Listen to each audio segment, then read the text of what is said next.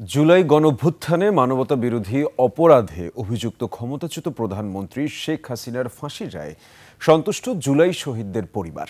দ্রুত রায় বাস্তবায়ন চান তারা। তবে সাবেক আইজিপি চৌধুরী আব্দুল্লাহ আল মামুনের ৫ বছরের কারাদণ্ডে অসন্তোষ শহীদ পরিবারের। রায় পুনর্বিবেচনার দাবি তাদের। অনুপ পিয়ালের রিপোর্ট। নায়াসিনামাইড ও স্যালিসাইলিক সমৃদ্ধ লিলি ফেস ওয়াশ যা ফেসের ডেড স্কিন সেল দূর করে দেয় দ্বিগুণ ফাস্টার ব্রাইটেনিং।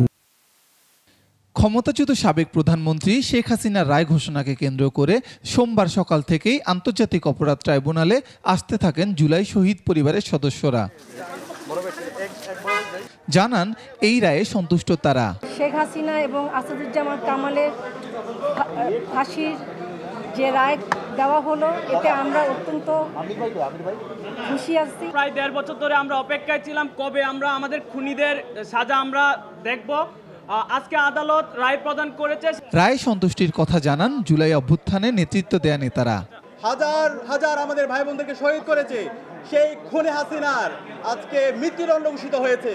আজকে একটা রায় পাওয়ার মধ্য দিয়ে আমরা অন্তত এইটুকু খুশি যে বাংলাদেশের রাজনীতিবিদদের জন্য একটা শিক্ষার দিন, শিক্ষা নেওয়ার দিন, যে কেউ ক্ষমতা পেলেই, কেউ সব কিছু পেলেই তার মতো করে করতে পারবে, ফেসিবাদ হয়ে উঠতে পারবে এবং ফেসিবাদ হয়ে উঠলে যে তার পরিণতি চূড়ান্ত পরিণতি হয় সেটা একটু শিক্ষা নেওয়ার দিন আজকে।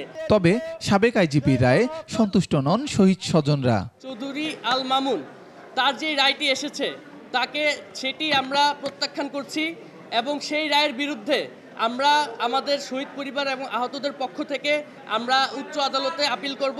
যেহেতু সে রাজসাক্ষী হয়েছে সেই পরিপ্রেক্ষিতে তাকে ৫ বছরের সাজা শোনানো হয়েছে, যেটাতে আমরা সন্তুষ্ট না।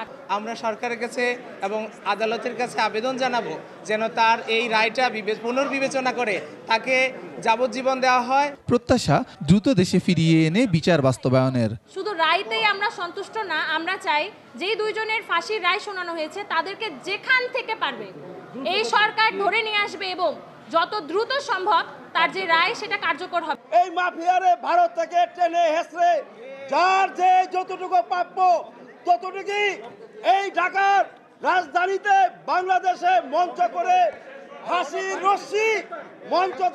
রশ্মি দিয়ে যেদিনকে রায় ঘোষণা করবেন সেদিন আমরা শান্তি পাবো। অনুপ পিয়াল, ২১শে টেলিভিশন, ঢাকা।